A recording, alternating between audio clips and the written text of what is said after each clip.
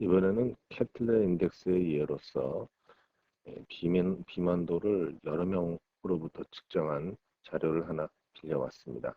이 데이터는 1997년도 모 대학교 간호학과 특별과정 학생들로부터 얻은 자료입니다. 이 특별과정이라고 하면 이제 RN, BSN 이렇게 저희가 표기를 하고 했는데요. 현직 간호사들로서 이제 전문대 출신들에게 3학년 학사 편입을 해서 학사학위를 받을 수 있도록 기회를 만든 겁니다. 그래서 현직 간호사들이다 보니까 이제 나이들도 제법 든 분들이고 이거 이 자료를 얻는 과정이 그렇게 만만치는 않습니다. 보통 우리가 여기 이제 숫자로 나오면은 다 그렇거니 하고 생각하기 쉽지만 실제 이 자료가 맞느냐 아니면 응답을 했지만 응답에서 오류가 있는 건 아니냐는 걸 항상 생각해 볼 필요가 있습니다. 이렇게 실제 답변을 했으면서 응답상에 거짓으로 대답하는 것을 우리가 리스폰스 바이어스라고 그렇습니다. 여기서 항상 그럴 소지가 있다는 것.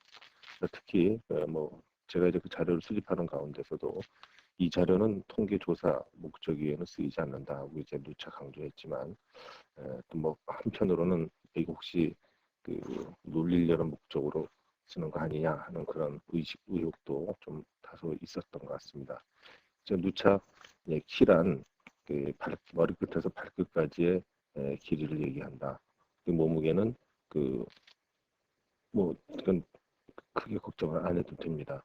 근데 이제 키 경우 이제 뭐 마음대로 좀 몇 센치씩 불린 경우 그런 경우도 있었고 몸무게의 경우는 이제 옆 사람 거 쓰는 것보다가 네가 그거밖에 안 나갈 수가 있냐 하고 얘기하는 걸 들을 수가 있었습니다. 이와 같은 리스폰스 바이어스를 좀 감안을 하셔야 될 겁니다. 일반 학생의 경우 키가 161이고 몸무게는 50kg다 이런 얘기입니다. 이번 학생의 경우는 키는 155인데 몸무게는 40kg다, 9kg다 이렇게 얘기를 한 겁니다.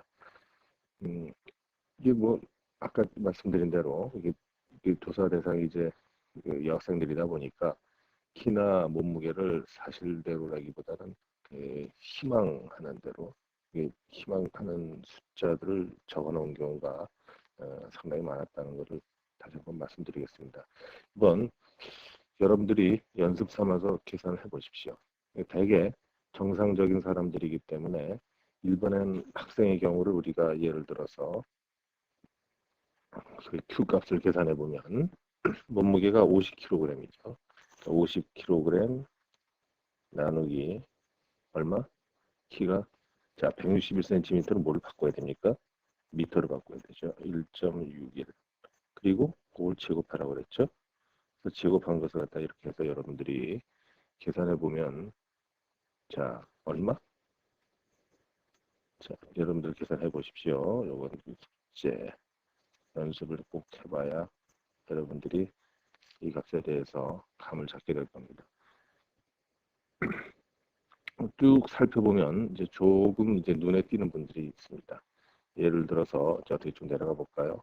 150에 150 어디 갔습니까? 150에 63. 자, 이 정도가 이제 좀 눈에 띌 텐데 만만치 않죠. 이런 경우도 있고 그 다음에 아주 가벼운 사람도 있습니다. 여러분들이 쭉 보십시오. 근데 41명이나 되는 많은 숫자를 일일이 다 계산해서 넣는다고 하더라도 값을 그냥 적어 놓으면 그 추세가 어떻게 변해가느냐 또는 그 전체적인 자료의 윤곽이 어떻게 되느냐 하는 것을 잘 보이지 않게 마련입니다. 이렇게 여러 개, 41개쯤 되는 자료를 한눈에 파악하기 위해서 자, 우리 그 자료 분석 과정을 살펴보면은 그 자료를 수집한 다음에 뭐가 있냐면은 요약이란 부분이 있죠. 자료 요약이란 부분인데 그걸 잘 기억하시는 분들은 그 숫자로 요약하거나 그래프로 요약한다는 그런 얘기였습니다. 그것이 반드시 배타적인 것은 아니고 숫자와 그림을 한꺼번에 표현할 수도 있습니다.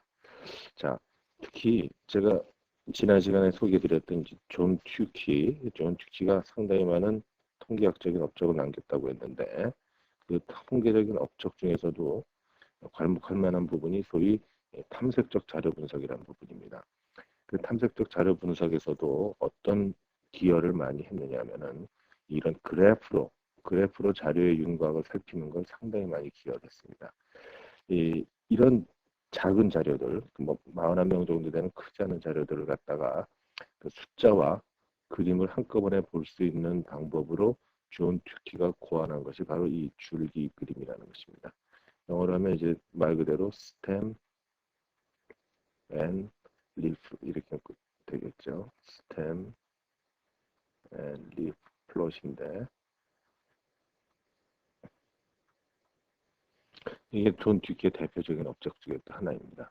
이 줄기 그림을 설명을 드리자면 일단 이쪽 요렇게 나오는 게 이제 이쪽이 이제 줄기가 되겠습니다. 이렇게가 줄기. 그리고 이쪽으로 빠져나온 이파리들이 옆으로 이렇게 빠져나온 이런 모양으로 돼 있다 이렇게 보시면 되겠는데 이파리들이 이렇게 나와 있다. 우선 여기 이 그래프에서 맨 위에 나와 있는 이 값을 한번 살펴보십시다. 보통 대부분의 스테멜리프 플롯들이 어떤 패키지에서 그리든지 어떤 통계 패키지에서 그리든지 비슷한 모습으로 나타나게 됩니다. n은 뭘까요? 자, 요거하고 관련이 있죠. 같은 겁니다. 자, 즉 우리 이 관찰치의 개수 41명이 관찰이 됐다는 얘기고요. 그리고 그 옆에 나오는 미디언 MEDIAN 요거는 우리가 뒤에서 숫자를 이용한 자료 요약에서 나오는 중앙값입니다. 아주 대표적인 그 대표값 중에 하나죠. 자료를 요약해 주는 것. 근데 그 순서대로 늘어 세웠을 때 무슨 순서? 크기 순서대로 늘어 세웠을 때 이 Q값을 순서대로 늘어 세웠을 때 가운데 오는 값이다는 얘기입니다. 그래서 41명이 있으니까 41명을 순서대로 늘어 세우면 몇 번째 오는 게 되겠습니까? 41번, 자, 41명을 순서대로 늘어 세웠으니까 그 가운데는 41 플러스 1 나누기 2. 그래서 21번째. 크기 순서대로 이 Q 값을 순서대로 늘어 세웠을 때 21번째 오는 값이 됩니다. 그 값이 19.92다. 누구냐? 19.9 정도. 여기서 보면은 요건 나중에 설명드리겠습니다. 19.9에 해당하는 게 몇 번째 있는지. 그 다음에 그 뭐 보통 이걸 그대로 반올림해도 되겠습니다만 19.9를 반올림하면 19.9가 되죠. 그래서 요거는 19.9라고 이제 그냥 줄여 봐도 될 것 같습니다. 그 다음에 나오는 게 조금 이제 여러분들 어렵게 혹시 느껴질지 모르겠는데 자 뭐라고 써 있습니까? quartiles라고 되어 있죠. quartile 우리가 Q1 그래서 Q가 계속 나와도 좀 헷갈리겠습니다만은 캐틀레의 Q하고 여기 나와 있는 Q quartile은 Q1, Q3입니다. 쿼트 하면은 네 쪽을 낸다는 뜻이죠. 네 쪽. 여러분들 혹시 바스킨 라빈스에서 그 여러분 아이스크림 주문할 때 보면은 파인트, 쿼터는 단위가 나와 있는 것을 알 수 있을 겁니다. 쿼터 하면은 이게 4분의 1이라는 뜻입니다. 그래서 미국에서 미국 화폐의 단위 중에 쿼터라는 게 있죠. 그 쿼터는 여기서 쿼터는 바로 1달러의 4분의 1, 즉 25센트입니다. 일부를 네 쪽 낸 거니까요. 그래서 이걸 이 쿼타일 두 가지가 나와 있는데 19.84 얼마 하고 이제 21.64 얼마 이렇게 나와 있는데 이건 쿼트라는 것이 네 쪽을 내는 거니까 네 쪽을 내서 맨 처음에 나오는 거, 그 다음에 세 번째 나오는 거. 자, 우리 한글 통계 용어로는 그래서 이 네 쪽을 냈을 때 이 자료를 늘어 세워서 처음 4분의 1짜리에 오는 아까 중앙값과 같은 이치입니다. 중앙값이 전체 자료를 순서대로 늘어서서 반쪽을 냈던 것처럼 네 등분을 했을 때, 그럼 그 네 등분을 해서 그 두 번째, 제일 두 번째 4분의 수는 바로 중앙값이 되겠죠. 여기 중앙값이 중앙값, 중앙값이 되는 거고, 그 중앙값 밑에 있는 2분의 그 전체 자료의 2분의 1이 되겠죠. 그것의 중앙값. 그게 바로 제일 4분의 수라고 해서 Q1 보통 이렇게 표시하죠, 우리가.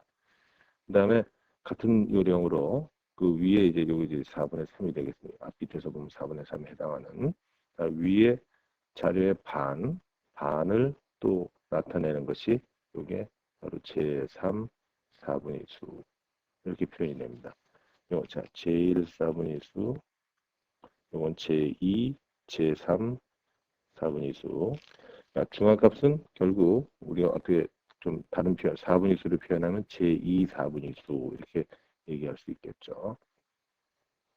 그 다음에 나오는 얘기, 그러니까 제1 4분의 수는 대략 19, 그 다음에 제3 4분의 수는 21.6, 22까지는 안 되고 19.6에 0443이 있군요. 제가 아까 좀 잘못 읽었던 것 같습니다. 19.0에 해당, 요 놈이겠군요. 그러니까 그래서 그 다음 얘기가 뭐냐면 데시말 포인트 is at the colon. 그러니까 요 콜론이 바로 뭐냐면은 소수점에 해당한다. 그러니까 첫 번째 숫자는 16.9인가요? 8인가요? 그래서 16.8. 그러니까 Q 값이 우리 요 계산한 비만도 값이 가장 작은 사람이 뭐냐면은 16.8. 16.8이 제일 가벼운 사람입니다. 그래서 여러분 그 기준에 따라 보면은 이 사람은 어떻게 되는 거죠? 지나치게 가벼운 경우가 되겠죠. 그 다음에 17.5가 하나, 두 명 있습니다. 17.5가 두 명. 그 다음에 18.0이 또 두 명. 그죠? 그 다음에 18.2가 하나. 그 다음에 18.3이 둘. 그 다음에 18.4가 하나. 그 다음에 18.8. 이렇게 해서 그래서 18점대까지가 이렇게 쭉 나와 있습니다. 그럼 여러분들 요거 기준 한번 기억해 보시면은 18.5를 기준으로 해서 18.5보다도 작으면 지나치게 가벼운 것이고 18.5를 넘어서면 18.5 이상이라고 했으니까 여기서 쭉 하나 갈라지겠죠. 18.8이라고 계산된 사람 18.8이라고 하는 사람부터는 정상으로 간주해도 무방합니다. 여기서부터가 정상.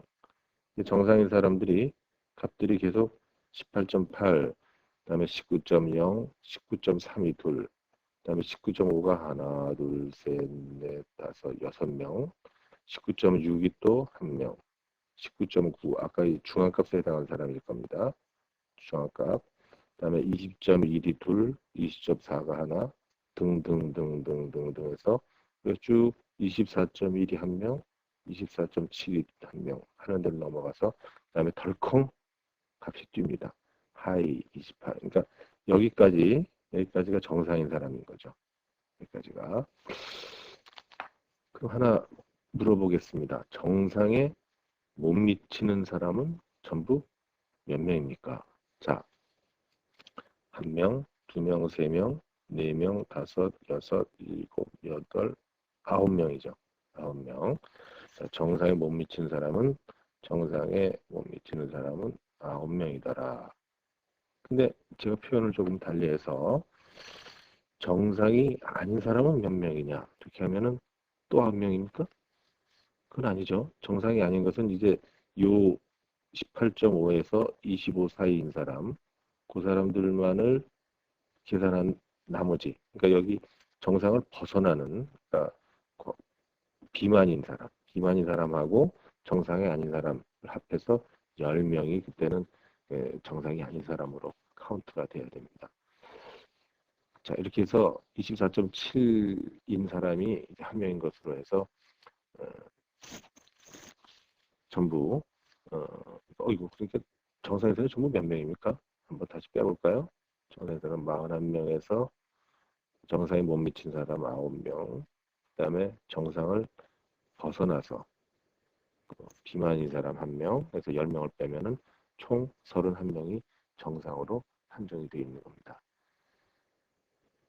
지금 제가 카운팅 이렇게 쓰는 중에 한두 가지 규칙에 대해서 얘기하고 있습니다. 31명이 정상으로 분류가 된다는 그런 얘기고, 이와 같이 이런 줄기 그림은 지금 보시는 것처럼 소위 도수 분포표의 특징과 장점을, 그다음에 히스토그램의 특징과 함께 하고 있습니다. 자, 이거 다시 한번 중요한 사항이니까 이 줄기 그림을 왜 중요하냐? 여기 보면은 이제 도수분포표 16.8이 하나 이런 식으로 해서 도수분포표 같은 모양을 갖고 있으면서도 실제 그 숫자 자체를 다 보여주고 있습니다. 숫자 자체를 보여주면서 히스토그램처럼 이 윤곽을 파악할 수 있게 해준다는 아주 중요한 점이 있습니다. 자, 도수 분포표 케틀레의 우리 가슴둘레 자료를 표로 봤던 것이 이제 도수 분포표입니다. 그 다음에 그랬다가 우리가 히스토그램을 옮겨본 적이 있었죠. 그렇게 두 가지를 따로따로 그려봤는데 자료가 41명 정도로 그렇게 크지 않을 경우에는 이와 같은 줄기 이 그림을 그림으로써 실제 숫자하고 자료의 윤곽을 한꺼번에 파악할 수가 있습니다. 이렇게 해서 자료 윤곽을 파악하는 작업이 좀 더 쉽게 이루어진다는 것을 말씀드렸습니다. 그러면 이 비만도라는 자료에 대한 그 뭐 사전적인 설명이나 이런 건 없느냐? 이건 저희가 캐틀레 인덱스라고 이렇게 붙였는데 또 다르게 쓰는 용어로는 바디 매스 인덱스라는 말이 있는 것 같습니다. 그래서 바디 매스 인덱스라는 단어, 그러니까 그 전문 용어가 나와 있는 부분을 한번 뒤져보도록 하죠.